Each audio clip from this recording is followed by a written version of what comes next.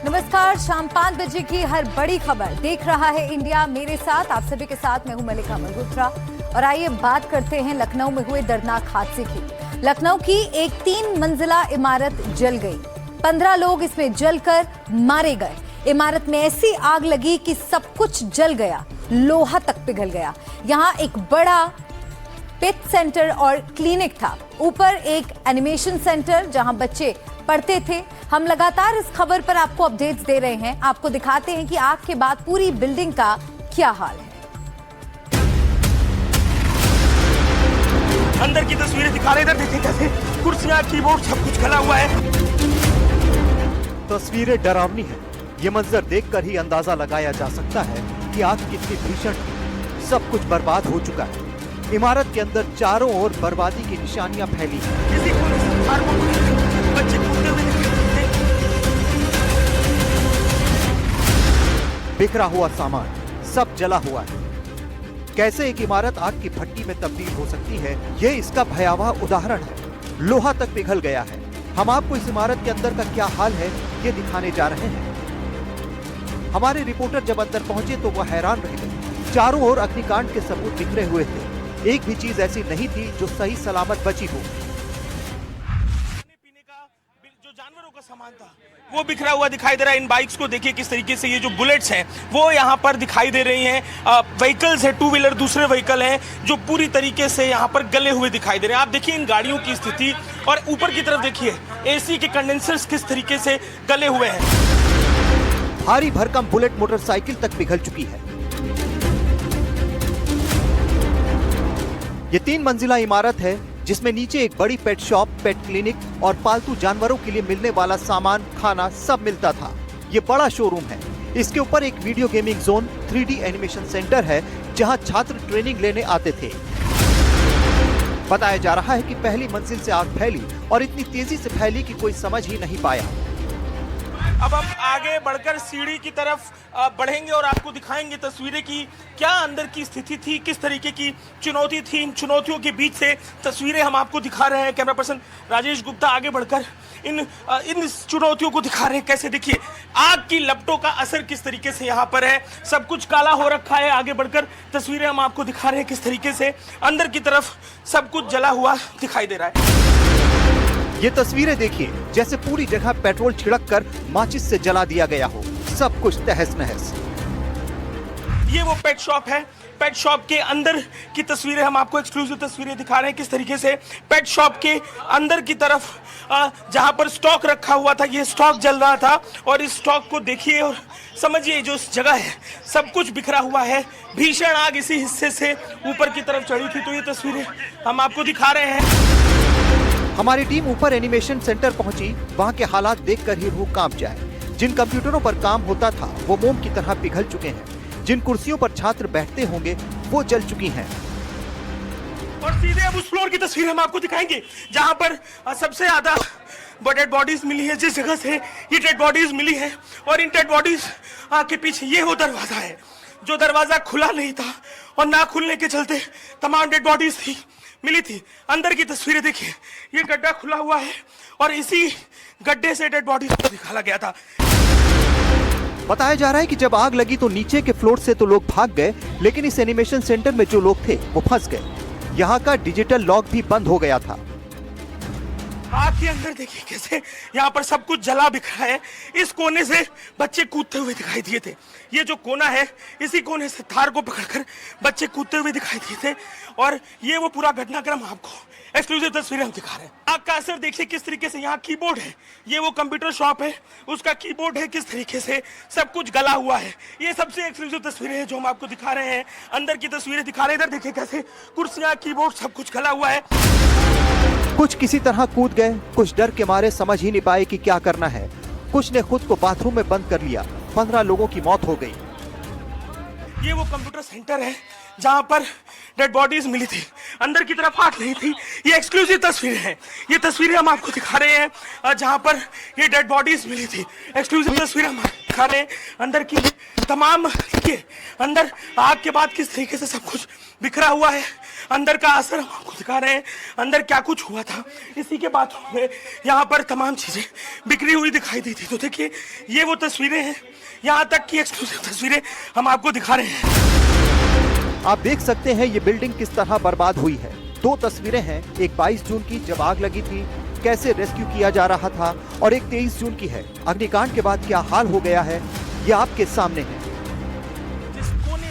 कल के दिन हमने देखा था कि तार को पकड़कर छात्र नीचे उतरते दिखाई दे रहे थे। हमने बताया कि कैसे उस कोने से रास्ता बनाते हुए छात्र कांच तोड़कर पकड़ के तार को नीचे उतरे। फिर अंदर हमने दिखाया कि अंदर किस तरीके से कीबोर्ड, सिस्टम, कुर्सियां सब जली झुलसी पड़ी हुई हैं। इसके अलावा अंदर किस तरीके से सामान सारा बिखरा हुआ है। हमने वो 2 गड्ढे भी दिखाए जो कल उस बगल की इमारत पर चढ़कर तोड़कर बनाए गए, जहां से तमाम डेड बॉडीज निकाली गई थी। इस इमारत के आसपास लोगों के घर हैं। जब आग लगी तो दूसरे घरों की छत से रेस्क्यू करने की कोशिश की गई। सामने का लोहे का जंगला तोड़ा गया, पास की दीवार हथौड़े से तोड़ी गई ताकि बचाव कर्मी अंदर जा सके और लोगों को निकाला जा सके। अंदर से दिखाने के लिए गए जिस कोने से कल के दिन हमने देखा था कि तार को पकड़कर छात्र नीचे उतरते दिखाई दे रहे थे। हमने बताया कि कैसे उस कोने से रास्ता बनाते हुए छात्र कांच तोड़कर पकड़ के तार को नीचे उतरे। फिर अंदर हमने दिखाया कि अंदर किस तरीके से कीबोर्ड, सिस्टम, कुर्सियां सब जली झुलसी पड़ी हुई हैं। इसके अलावा अंदर किस तरीके से सामान सारा बिखरा हुआ है। हमने वो 2 गड्ढे भी दिखाए जो कल उस बगल की इमारत पर चढ़कर तोड़कर बनाए गए, जहां से तमाम डेड बॉडीज निकाली गई थी। जिस दिन घटना हुई हमने दिखाया था कि कैसे मुश्किल से रेस्क्यू किया जा सकता था। बड़ी मुश्किल से मृतकों के शव निकाले गए। जो प्रत्यक्षदर्शी थे उनकी तरफ से कहा जा रहा था कि बहुत शोर उस फ्लोर से आ रहा था। पुलिस को, फायर ब्रिगेड को सूचना उनकी तरफ से दी जाती है और कुछ देर में उनकी तरफ से कहा जा रहा था कि तुरंत फायर ब्रिगेड यहाँ पर कुछ देर में पहुंच जाती है और उसके बाद ऑपरेशन शुरू होता है। आग बुझ चुकी है लेकिन उससे पहले 15 लोगों की जान ले ली। लखनऊ से अजय दुबे, एनडीटीवी इंडिया। इस अग्निकांड में 15 लोगों की जान चली गई, जिनमें ज्यादातर युवा और छात्र थे। इस इमारत में नियमों को ताक पर रखकर कोचिंग सेंटर और गेमिंग जोन चलाया जा रहा था। इस मामले में 4 आरोपियों को गिरफ्तार किया जा चुका है और 4 बड़े अधिकारियों को तत्काल प्रभाव से सस्पेंड कर दिया गया है। पूरे मामले की जांच के लिए हाई लेवल 2 सदस्यीय एसआईटी का गठन किया गया है।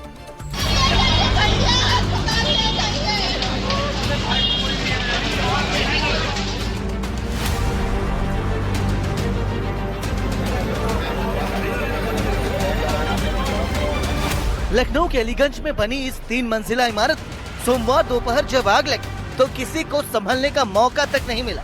देखते ही देखते पूरी बिल्डिंग आग और धुएं के गुबार में बदल गई। लोग जान बचाने के लिए खिड़कियों से कूदने लगे और इस हादसे में 15 लोगों की जान चली गई। अब आपको बताते हैं कि इस इमारत में क्या क्या चल रहा था। इस इमारत में बेसमेंट और ग्राउंड फ्लोर पर पेट शॉप और क्लिनिक था, जबकि ऊपरी मंजिलों पर learning space, library, gaming zone और एक एनिमेशन ट्रेनिंग कोचिंग सेंटर भी था। कागजों पर इस बिल्डिंग के लिए जो नियम थे उन्हें ताक पर रखा गया था। ये बिल्डिंग आवासीय इस्तेमाल के लिए थी, लेकिन इस बिल्डिंग को पूरी तरह से व्यवसायिक बना दिया गया था। जो लोग इस इमारत के संयुक्त रूप से मालिक थे उन्हें गिरफ्तार कर लिया गया है। इनमें वीरेंद्र प्रताप शुक्ला, रामकृष्ण उपाध्याय, तुषांक कृष्णा जायसवाल और सुरेश कुमार साहू शामिल। मुख्यमंत्री के सख्त निर्देश के बाद लखनऊ प्रशासन ने ताबड़तोड़ एक्शन लिया है। गौरव कुमार, कमलेश कुमार सिंह, अनिल कुमार, प्रमोद पांडे। मुख्यमंत्री ने मामले के तह तक जाने के लिए 2 सदस्यीय एसआईटी बनाई है, जो 7 दिन में अपनी रिपोर्ट सौंपेगी। इसके साथ ही एलडीए के 5 सदस्यीय आंतरिक टीम भी जांच में जुटी। एसआईटी का गठन, लापरवाही करने वालों की गिरफ्तारी और अपराधियों कर्मचारियों का निलंबन। शुरुआती कार्रवाई में अब तक प्रशासन ने अपनी ओर से जोरदार एक्शन भले लिया हो, लेकिन सभी को इंतजार है तो बस उस न्याय का जिसका इंतजार वो परिवार कर रहा है जिन्होंने अपनों को खोया है। Bureau report, NDTV India. क्या 10 साल पहले की एक गलती या कहें कि लापरवाही नहीं होती तो 15 लोगों की जान बच जाती? ये सामने आ रहा है कि हादसे की शिकार हुई 3 मंजिला इमारत की 2016 में ध्वस्त करने का आदेश दिया गया था, लेकिन 2 महीने बाद उस आदेश को रद्द कर दिया गया था। गलती किसकी है? आवासीय इलाके में कमर्शियल बिल्डिंग बना दी गई, फायर सेफ्टी मानक लापता मिले हैं। सवाल ये कि क्या एक बार फिर लीपापोती कर दी जाएगी?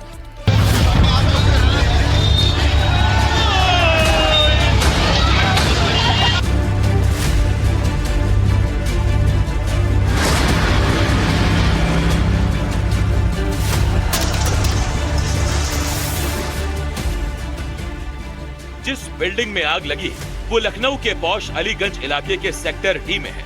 आप देख सकते हैं कि आसपास ज्यादातर रेसिडेंशियल इलाका है, यानी लोगों के बड़े बड़े घर हैं। ये इमारत भी पहले एक रिहायशी इमारत ही थी। बताया जा रहा है कि बाद में इसे कमर्शियल में बदल दिया गया। फिर नियमों को किनारे रखकर यहाँ एक बड़ा शोरूम और एनिमेशन सेंटर चलने लगा। आग लगी तो लोग फंस गए।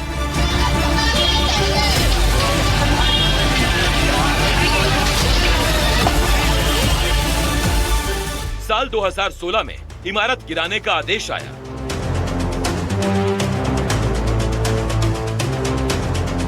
दो महीने में क्यों रद्द हुआ आदेश? ये अपने आप में एक बड़ा सवाल है कि जिस इमारत को ढहाना था उसे क्यों चलने दिया गया। जानकारी के मुताबिक इस इमारत में अवैध निर्माण के खिलाफ शिकायत दर्ज की गई। 2016 में इसे गिराने के आदेश जारी हुए, लेकिन 2 महीने से कम समय में ही उस आदेश को रद्द कर दिया गया था। इमारत को गिराए जाने का आदेश वापस क्यों लिया गया? इसे लेकर अब प्राधिकरण पर कई सवाल उठ रहे हैं। इसके अलावा भी कुछ दूसरी जानकारियां सामने आ रही हैं, जिसके चलते किस तरह हमारा सिस्टम काम करता है वो सवालों के घेरे में है। रिहायशी इमारत और कमर्शियल बिल्डिंग के नक्शे में अंतर होता है। इस नक्शे के आधार पर ही तय किया जाता है कि इमारत में कोई कमर्शियल काम किया जा सकता है या नहीं। जानकारी के मुताबिक हादसे का शिकार हुई बिल्डिंग का नक्शा एक रिहायशी इमारत के रूप में प्राधिकरण से पास कराया गया था। इसके बावजूद इस इमारत में एनिमेशन लर्निंग सेंटर चलाया जा रहा था।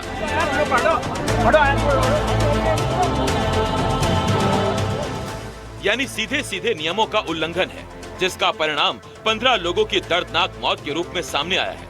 इस इमारत का स्वरूप कैसे बदला ये भी आपको बताते हैं। अलीगंज के सेक्टर डी स्थित इस इमारत को 11 जुलाई 1980 को लॉटरी सिस्टम के तहत विजय कुमार को हायर परचेज स्कीम पर दिया गया था। उसी साल 4 नवंबर को इमारत का कब्जा भी सौंप दिया गया था। अधिकारियों के मुताबिक साल 2005 में ये इमारत सेल डीड के जरिए विजय कुमार और उनकी पत्नी उषा के नाम दर्ज की गई। 19 जनवरी 2013 को दंपति ने वीरेंद्र प्रताप शुक्ला और सुरेंद्र प्रताप शुक्ला के नाम पर बेच दिया। करीब 1992 वर्ग फुट क्षेत्रफल वाली इस इमारत का मैप 20 अगस्त 2014 को आवासीय उपयोग के लिए स्वीकृत किया गया था। बाद में इमारत में अनधिकृत निर्माण की बात सामने आने पर लखनऊ विकास प्राधिकरण ने वीरेंद्र प्रताप शुक्ला के खिलाफ मुकदमा दर्ज किया। यानी मुकदमा दर्ज हुआ, कार्रवाई का आदेश भी आया, फिर उसे रोक दिया गया। LDA पर सवाल तो उठता ही है।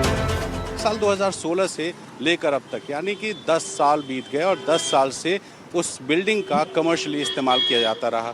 ये लखनऊ विकास प्राधिकरण है और इस विकास प्राधिकरण को अब जवाब ये देना होगा कि अगर किसी इमारत का कमर्शियल इस्तेमाल हो रहा है तो जो SOPs थी, क्या वो SOPs फॉलो हुई? क्या ये उसमें इमरजेंसी एग्जिट का कोई रास्ता बनाया गया? क्या उसमें इस तरह की एक्टिविटीज जिसमें बहुत सारे लोग होते हैं उसका कोई इस्तेमाल हुआ? प्राधिकरण पर सवाल लाजमी भी है। स्थानीय लोगों का भी कहना है कि ऐसे कई कमर्शियल सेंटर इस इलाके में बन गए हैं। तो यहाँ पे जितने घर बने हैं ये आवासीय ही रहे हैं। हाँ। और फिर धीमे धीमे जैसे रोजगार बढ़ता रहा है तो यहाँ पे लोगों ने कमर्शियल एक्टिविटीज करना चालू कर दी है। ठीक है, अगर यहाँ से लेकर आप आगे तक जाएंगे, पुरानिया के आगे तक इंजीनियरिंग कॉलेज, तो आप देखेंगे ऐसी नहीं 20 कोचिंगें चल रही हैं, जो कि अभी भी इसी लेन में आगे भी कुछ कोचिंगें हैं। नौजवानों की जान गई है, मासूमों की जान गई है, जिनका कोई लेना देना नहीं। और आइए खबरों में आगे बढ़ते हैं। राष्ट्रपति द्रौपदी मुर्मू आज नई दिल्ली के राष्ट्रपति भवन में होने वाले सिविल इन्वेस्टिचर सेरेमनी 2 में 2026 के लिए पद्म पुरस्कार प्रदान कर रही हैं। पुरस्कार पाने वाले 65 लोगों में पूर्व केंद्रीय मंत्री Shibu Soren, tennis star Vijay Amritraj, cricketer Rohit Sharma, अभिनेता ममूटी और गायिका अलका याग्निक जैसी हस्तियां शामिल हैं।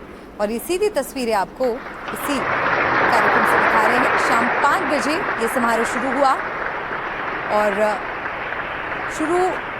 समारोह में उपराष्ट्रपति सीपी राधाकृष्णन, प्रधानमंत्री मोदी, केंद्रीय गृह मंत्री और सहकारिता मंत्री अमित शाह, केंद्रीय मंत्री और अन्य गणमान्य व्यक्ति भी शामिल होंगे। दूसरे नागरिक सम्मान समारोह में राष्ट्रपति 65 पद्म पुरस्कार प्रदान कर रही हैं। ये तस्वीरें आपको दिखा रहे हैं। इन तस्वीरों में आपको प्रधानमंत्री मोदी और गृह मंत्री अमित शाह नजर आ रहे हैं। और आज जो ये समारोह है इसमें 2 पद्म विभूषण, 7 पद्म भूषण और 56 पद्मश्री शामिल हैं।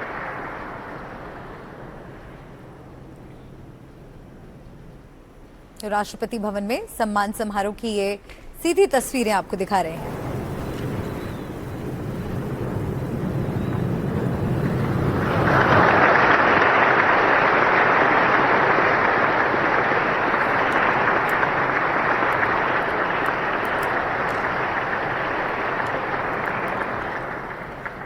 पद्म भूषण डॉक्टर विजय अमृतराज, खेल टेनिस।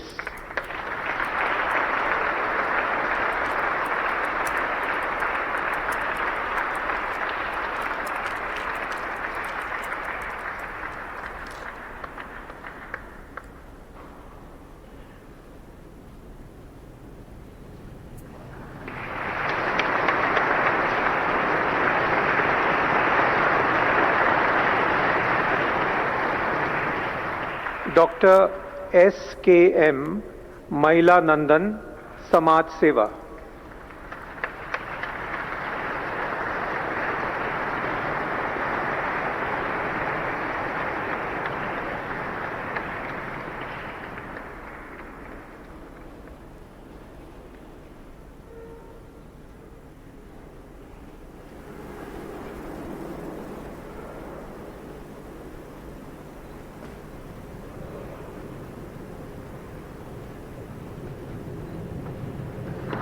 राष्ट्रपति द्रौपदी मुर्मू आज 65 हस्तियों को पद्म पुरस्कार दे रही हैं।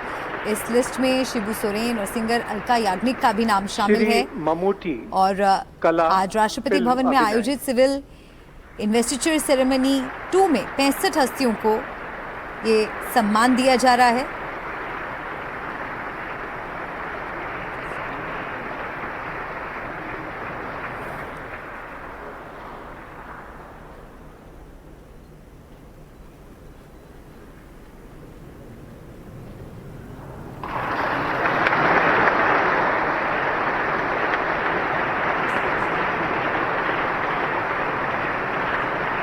श्री वेल्लापल्ली नटेशन, लोक कार्य।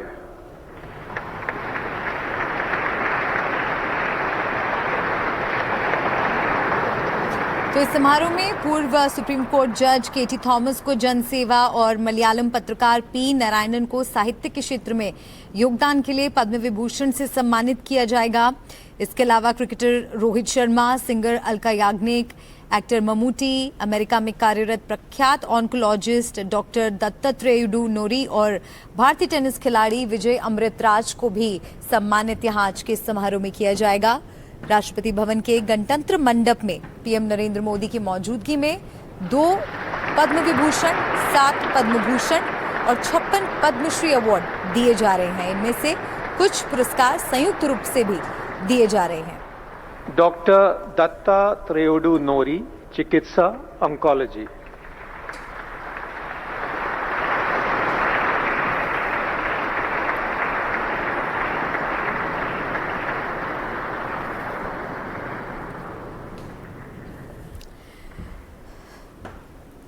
तो इस साल कुल 131 हस्तियों को पद्म पुरस्कारों के लिए चुना गया है। इससे पहले 25 को पहले फेज में महिला क्रिकेट टीम की कप्तान हरमनप्रीत, एक्टर धर्मेंद्र समेत 66 हस्तियों को सम्मानित किया गया था।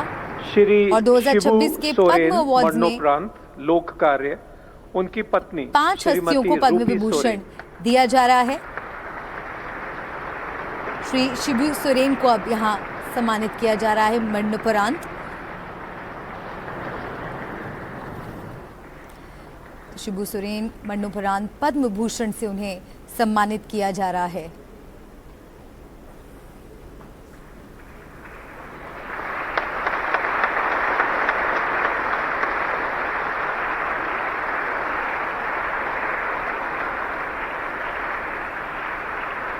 तो आपको बता दें कि अलका याग्निक समेत 13 हस्तियों को पद्म भूषण से सम्मानित किया जा रहा है। मशहूर सिंगर अलका याग्निक की सूची में हैं। झारखंड के पूर्व मुख्यमंत्री शिबू सोरेन को मरणोपरांत ये सम्मान दिया जा रहा है।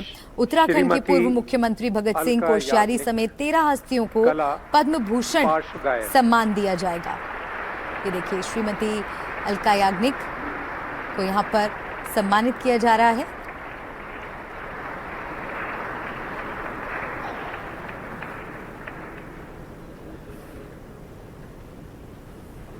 तो अलका याग्निक को यहाँ पर पद्म भूषण से सम्मानित किया जा रहा है।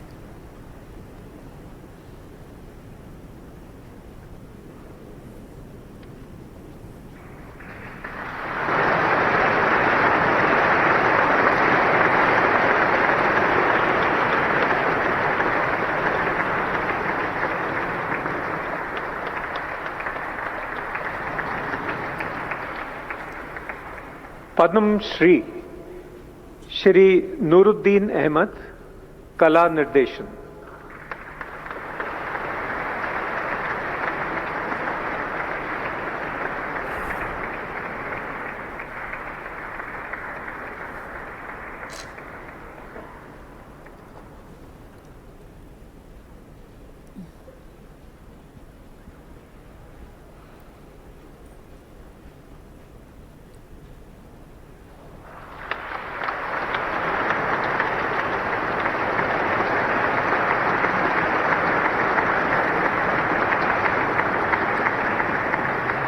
श्री तिरुवरूर भक्तवसलम, कला मृदंगम।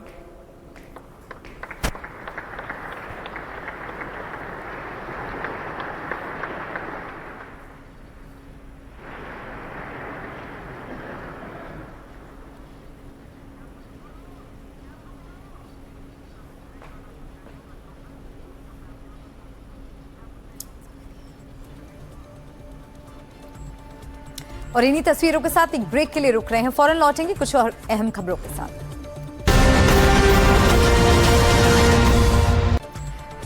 देख रहा इंडिया में एक बार फिर से आपका स्वागत है। और आइए बात करते हैं लखनऊ में हुए भीषण अग्निकांड की। लखनऊ के अलीगंज इलाके में सोमवार दोपहर को एक ऐसा भयावह हादसा हुआ जिसने सिर्फ 15 मिनट के भीतर 15 हंसती खेलती जिंदगियां हमेशा के लिए खत्म कर दी। जो लोग गंभीर रूप से घायल हो गए उन्हें आनन फानन में केजीएमयू के ट्रॉमा सेंटर में भर्ती कराया गया, जहां वो जिंदगी और मौत की जंग लड़ रहे हैं। आखिर कैसे चंद मिनटों की आग ने इतने घरों के चिराग बुझा दिए? वो 15 जिंदगियां जो 15 मिनट में खाक हो गई। लखनऊ के अलीगंज इलाके में सोमवार दोपहर को ये भयावह हादसा हुआ। 3 मंजिला बिल्डिंग में आग ने 15 जिंदगियां खत्म कर दी। कई घायल हैं जिनका इलाज केजीएमयू के ट्रॉमा सेंटर में चल रहा है। मृतकों में ज्यादातर छात्र शामिल हैं। कानपुर के वो 2 दोस्त जिनका नाम सूरज भान और संयम था, जैसे ही इन दोनों की मौत की खबर घर पहुंची तो कोहराम मच गया। और निकलने की कोई जगह नहीं बन पाई तो अंदर वहीं पे ही अंदर मौत हो गई। ये फ्राइडे की नाइट में आया है और संडे की रात में यहाँ से गया है और कल सोमवार को ये दोपहर का हादसा हुआ है लखनऊ में। फोन के माध्यम से वहाँ लखनऊ से फोन आया था कल रात 9 बजे, तो उसके द्वारा हम लोग को जानकारी हुई। तो रात में 10 बजे हम लोग कानपुर से निकले हैं, तो सुबह 7 बजे मिट्टी को लेकर के हम लोग यहाँ घर पे आए हैं। वहाँ पे नौकरी रिसेंटली कर रहा था लखनऊ में, उसको 4-5 साल से नौकरी कर रहा था और अपने परिवार में अकेला कमाने वाला था। और उसके अलावा जो हमारे मौसा जी थे, जो उनके फादर थे, उनकी डेथ हो गई थी 3 से 4 साल पहले। तो अपने परिवार में अकेला कमाने वाला था, पूरा परिवार चला रहा था। और इस सिचुएशन में जो गवर्नमेंट की लापरवाही से उसकी मौत हो गई है, उसमें सबसे ज्यादा असर उसके परिवार पे पड़ा हुआ है। वहीं संयम के मामा मोनी सेठी ने बताया कि दोनों दोस्त उसी बिल्डिंग में 3D डिजाइनिंग का काम करते थे। संयम 10 दिन पहले ही दादी की मौत हो जाने पर घर आया था। उसके बाद अंतिम संस्कार के बाद वो वापस काम पर चला गया। लापरवाही तो हुई है, बिना लापरवाही काम तो हुआ नहीं, क्योंकि अगर गेट लगा होता, एक गेट लगा था, बच्चे नहीं निकल पाए, क्यों नहीं निकल पाए भाई? ये बिल्डिंगें बनेंगी, उसमें मतलब कि ना फायर सिस्टम होगा ना कुछ होगा, तो कैसे हो जाएगा? अब इतनी छोटी छोटी गलियों में जो है बिल्डिंगें बन रही हैं, ऑफिस बन रहे हैं, जब उसका कोई साधन ही नहीं निकलने का, बच्चे क्या करें? अग्निकांड में एनिमेशन सीख रहे आदित्य श्रीवास्तव की मौत होने पर उनकी मां ने कहा कि उन्होंने अपनी आंखों के सामने जलते हुए बिल्डिंग को देखा। धुआं 2.5 घंटे तक निकलता रहा। बेटे की उम्र 25 साल थी। किसी का फोन भी नहीं उठ रहा था, ना फोन पर बात हो पाई। सही समय पर अगर कोशिश की जाती तो आग बुझाई जा सकती थी। ये भी ध्यान दिया जाता तो हो सकता है बच्चे बच जाते। मेहनत कर लिया थी, हाँ, बच्चे बचाए जा सकते थे। जॉब करता था। किस चीज में कुछ आपको? एनिमेशन कोर्स का ये स्टूडियो है, वहीं पे जॉब करता था। आप कितने बजे पहुंची हैं वहाँ पे? मैं पहुंच गई हूँ वही 2:20 पर। 2:20 पर तब तक धुआं आ रहा था, निकल रहा था। उसके बाद तो निकलता रहा, 2.5 घंटे निकलता रहा। अग्निकांड में अपनी जान गंवा चुकी कोलकाता की रहने वाली अनामिका के माता पिता, उनके रिश्तेदार मॉर्चरी पहुंचे। अनामिका की मां का रो रो कर बुरा हाल है। वो अपनी बेटी को याद कर बेहोश हो जा रही है। बड़ी से बड़ी सजा मिलना चाहिए, बस सही। तो आपको जो ऑफिस है उसको ठीक से दिखना चाहिए था, कहाँ क्या है, नहीं इलेक्ट्रिक का सिस्टम है, ये है, ये सब दिखना चाहिए था। इसे आग लगी है, निकल नहीं सका, तो हम लोग का दुख है। एक लड़की वो निकलने नहीं सका, इसे ही मर। लखनऊ अग्निकांड में अब्दुल रहमान नाम का युवक भी जिंदा जल गया। करीब 10 महीने पहले उसकी जॉब लगी थी, लेकिन किसे पता था कि बिल्डिंग में आग लगने से उसकी मौत हो जाएगी। तो अपने घर का एक लौता लड़का था, उसके फादर जो थे वो पैरालाइज थे। पैरालाइज की वजह से उसको जितनी सारी जिम्मेदारी, उसकी 2 बहनें थी, उसकी शादी हो चुकी है, वो सारी जिम्मेदारी वो अपना करता था। तो इसी वजह से उसको अभी रिसेंटली उसकी जॉब लगी थी, मुश्किल से 8-9 मंथ हुए थे। वो बहुत खुश था अपनी जॉब लेके, क्योंकि ठीक ठाक सैलरी मिल रही थी। लेकिन इतनी जल्दी ये सब हो जाएगा उसको भी नहीं पता था, ना हम लोग को पता था। लखनऊ अग्निकांड में बाराबंकी के 2 युवकों की भी मौत हुई है। अम्मार और मोहम्मद शहजाद ने हादसे में अपनी जान गंवा दी। घरों में मातम है, परिजनों का रो रो कर बुरा हाल है। जी देख रहे थे, लखनऊ की घटना ही देख रहे थे, पता चला हमारे महल्ले का एक लड़का है, तब तो और भी अचंभित हुए कि भाई ये घटना तो बहुत दुखदायी सही है। इसमें से सब भाई बहनों में सबसे बड़े बेटे थे। हाँ, ये सबसे बड़ा बेटा, उनके परिवारजनों को सब्र दे। लखनऊ अग्निकांड में 15 मृतकों में एक 27 साल का नीलेश भी है। लखनऊ के मार्टिनपुरवा इलाके का रहने वाला नीलेश सॉफ्टवेयर का काम करता था। करीब 4 साल से वो उसी सेंटर में काम करते हुए आग का शिकार हो गया। परिवार का कहना है कि अब जितनी जांच कर ली जाए, लेकिन नीलेश वापस नहीं आ सकता। मेरा बच्चा चाहिए हमको, बस मेरा बच्चा कहाँ मिलेगा। फायर ब्रिगेड टाइम से पहुंच जाती है अपने बचाव के लिए। मेरे भाई ने अपने आप को बाथरूम में बंद कर लिया, सोचा कि बच जाएगा, पर उतनी देर में फायर ब्रिगेड पहुंच जाते तो शायद मेरा भाई हम लोग के साथ होता। केवल 15 मिनट में कई हंसते खेलते परिवार उजड़ गए। प्रशासन अब जांच और मुआवजे की बात जरूर कर रहा है, लेकिन रोते बिलखते माता पिता को उनके बच्चे कभी वापस नहीं मिलेंगे। Bureau report, NDTV। और भी कई परिवार हैं जिनकी हंसती खेलती दुनिया उजड़ गई। अपनी आंखों में भविष्य की दुनिया के सपने संजोए कई बच्चे अब इस दुनिया में नहीं हैं। हादसे के बाद परिवार वाले सदमे में हैं। कोई खबर सुनकर बेहोश हो गया तो कोई अब भी बात करने की स्थिति में नहीं है।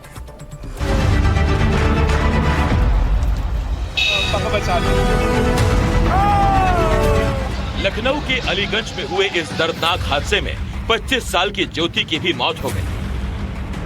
परिजनों को सोमवार की शाम 6 बजे तक इस बात का अंदाजा भी नहीं था कि उनकी बेटी मौत के इस लाक्षागृह में फंस चुकी है।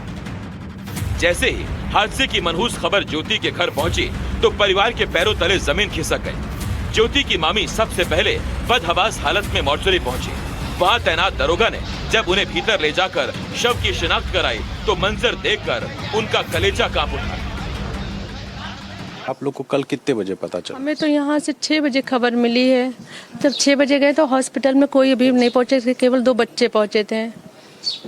घंटे बाद? हाँ, मेडिकल कॉलेज में गए तो वहाँ पता चला कुछ लोग थे, कुछ लोग जिनकी डेथ हो गई वो मर्चरी पहुँच गए। फिर भागते भागते मर्चरी गए, वहाँ देखा तो बेटी मिली ऐसी पड़ी हुई, बस और कुछ नहीं। बाद में वहाँ क्या हुआ कैसे वो कुछ नहीं पता है, कैसे लगी अब किसी पे बता भी नहीं। हम खून वगैरह भी देख के बेहोश हो गए। जब मर्चरी हमें दरोगा साहब वहाँ लेकर गए, दरोगा साहब ने हमें गोद में उठाकर बाहर रखा, पानी पिलाया, तब होश आया। इकलौती बेटी की इस दर्दनाक मौत ने मां को इस कदर तोड़ा है कि वो कुछ भी बोल पाने की स्थिति में नहीं है। मुझे रात में खबर मिली। सरकार से कुछ कहना चाहेंगे? नहीं, मेरा बेटी चला गया, सब चला गया। ज्योति की मामी ने ही बताया कि जब ये खबर मिली तो उनके परिवार पर क्या गुजरी। हाँ, मतलब कुछ नहीं, ज्योति फोन करके यहाँ मेडिकल कॉलेज आ चुकी थी, ट्रामा सेंटर। हम लोग को कुछ नहीं पता चला, यहाँ से खबर पहुँची है तब हम लोग गए हैं। ज्योति की मामी ने बताया कि कैसे उन्होंने मॉर्चरी में अपनी बच्ची को पहचाना। ने कहा यहाँ पड़ी, अपनी बच्ची पहचान लो, पहचान लोगी। वो इतने सारे वहाँ इतने पड़े थे, हमने कहा अपनी बच्ची नहीं पहचानेंगे क्या, वो पड़ी थी नीचे, बस इसके आगे। बॉडी पूरी ठीक थी? हाँ, बॉडी ठीक थी, केवल इतना चेहरा झुलस गया था, बस काला हो गया था बस, और कोई उसकी दिक्कत नहीं थी। सारे कपड़े भी ठीक थे, पड़ी थी। और जो थे तो उनके तो सब छाले ले पड़ के सब छिल गए थे, हाथ जो देखा था, जो तरपड़ी सब पड़े थे, वहाँ पे बहुत लोग थे। जिन परिजनों ने अपने बच्चों को खोया है, सिस्टम के खिलाफ उनका गुस्सा और बेबसी साफ दिखाई दे रही है। रोते बिलखते परिजन सिर्फ एक ही बात कह रहे हैं कि अब चाहे जो भी कार्रवाई हो, लेकिन उनके बच्चे तो वापस नहीं आ सकते। Bureau report, NDTV India. Lucknow में हादसे के बाद कोचिंग सिटी के नाम से मशहूर कोटा में जिला प्रशासन पूरी तरह अलर्ट मोड पर आ गया है। शहर में बड़ी संख्या में संचालित हॉस्टल, पीजी, होटल और कोचिंग संस्थानों की फायर सेफ्टी और अन्य सुरक्षा व्यवस्थाओं को लेकर प्रशासन ने एक बार फिर व्यापक सर्वे अभियान शुरू कर दिया है। इससे पहले दिल्ली के होटल में जब अग्निकांड हुआ था, उसके बाद भी कोटा में जो तमाम हॉस्टल्स हैं उनका सर्वे किया गया था, सुरक्षा मापदंडों को जांचा परखा गया था। और एक बार फिर जिस तरह का अग्निकांड लखनऊ में हुआ है, उसके बाद कोटा में भी सुरक्षा व्यवस्था को लेकर के जिला प्रशासन रिव्यू कर रहा है।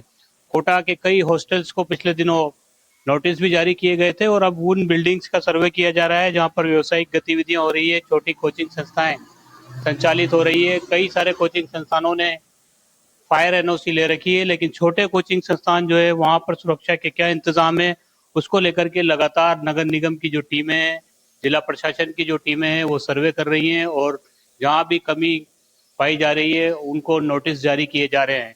इस वक्त हम नदी पार क्षेत्र में, कुनाड़ी क्षेत्र में, यहाँ पर जो है कोचिंग संस्थान में टीम पहुंची है। मैं बात भी करने की कोशिश करता हूँ। जी मैडम, किस तरह से सर्वे किया जा रहा है और आज आप आए हो यहाँ पे, क्या दिक्कत? कल हुए दर्दनाक हादसे, लखनऊ में जो दर्दनाक हादसा हुआ है कल, उसको देखते हुए CFO साहब के आदेश से हमने सारे कोचिंग संस्थान को एक सर्वे करने की मुहिम चलाई है। उसमें हम देख रहे हैं कहाँ उपकरण लगे हुए हैं, नहीं लगे हुए हैं, बच्चों की सुरक्षा के क्या इंतजाम है, आने जाने का रास्ता है कि नहीं है, बाहर बच्चे अगर कोई बात हो जाए तो बाहर कैसे निकाला जाएगा। कई जगह खिड़कियां पैक करके रखते हैं, दरवाजे बंद करके रखते हैं, तो उनको इमरजेंसी एग्जिट को खुलवाया जा रहा है। और इसी तरह से सुरक्षा के तमाम इंतजाम करके और हम हमारे शहर को सुरक्षित बनाने की कोशिश कर रहे हैं। जी, कई को नोटिस भी जारी किए जा रहे हैं जहाँ पर जो है मापदंड नहीं मिल रहे हैं, सुरक्षा मापदंड। एग्जिट की भी बात आ रही है, एक ही एग्जिट है। हाँ, जहाँ नोटिस। लखनऊ में हुए अग्निकांड के बाद ग्रेटर नोएडा और नोएडा में फायर विभाग और जिला प्रशासन द्वारा चेकिंग अभियान चलाया जा रहा है। इसी को लेकर ग्रेटर नोएडा की दादरी में सरकारी सामुदायिक केंद्र पर NDTV की टीम ने जायजा लिया। वहां का रियलिटी चेक दिखा रहे हैं हमारे सहयोगी नरेंद्र ठाकुर। NDTV की टीम पहुंची है दादरी का जो सरकारी स्वास्थ्य केंद्र है, वहां पर हम इस वक्त मौजूद हैं। आप तस्वीरों में देख सकते हैं कि जो फायर एक्सटिंग्विशर है और जो तमाम जो आग से बुझाने वाली जो चीजें हैं वो यहाँ पर लगी हुई हैं। आप ये देख सकते हैं, ये पाइपलाइन है और ये दूसरा देखिए, ये यहाँ से जो फायर पाइपलाइन है ये यहाँ से आ रही है। अगर किसी भी तरह की कोई आग लगती है तो यहाँ पर जो इक्विपमेंट्स है फायर के वो लगे हुए हैं। यहाँ पे देखिए फायर एक्सटिंग्विशर भी लगाए हुए हैं, जिनमें देखिए आप साफ तौर पर देख सकते हैं जो डेट है वो जो रिफिलिंग की थी वो 31/12/2025 और जो एक्सपायरी है इसकी वो 30/12/2026 तक की है। कहीं ना कहीं जो सरकारी अस्पताल है उसमें तमाम जो फायर इक्विपमेंट हैं वो पूरी तरीके से लगे हुए हैं। और बात करें इस अस्पताल की, इसमें हजारों की संख्या में जो लोग हैं वो आते हैं और उनका इलाज जो है सरकार की तरफ से किया जाता है। कहीं ना कहीं जो फायर विभाग है वो पूरे जिले में इस समय एक्टिव है, जहां सरकारी बिल्डिंग से लेकर जो प्राइवेट कोचिंग संस्थान है उन पर कार्रवाई जहां जहां फायर एक्सटिंग्विशर या फायर की जो सुविधा नहीं है उन पर कार्रवाई की जा रही है। साथ के साथ देखिए, अगर सरकारी उसकी बात करें तो सरकारी उसमें ज्यादातर हर जगह पर ही ये जो फायर इक्विपमेंट्स है वो यहाँ पर मौजूद हैं। ग्रेटर नोएडा से नरेंद्र ठाकुर, एनडीटीवी इंडिया। और इसी के साथ देख रहा है इंडिया में मेरे साथ फिलहाल इतना ही। कल फिर होगी आपसे मुलाकात शाम 5 बजे सिर्फ एनडीटीवी इंडिया पर।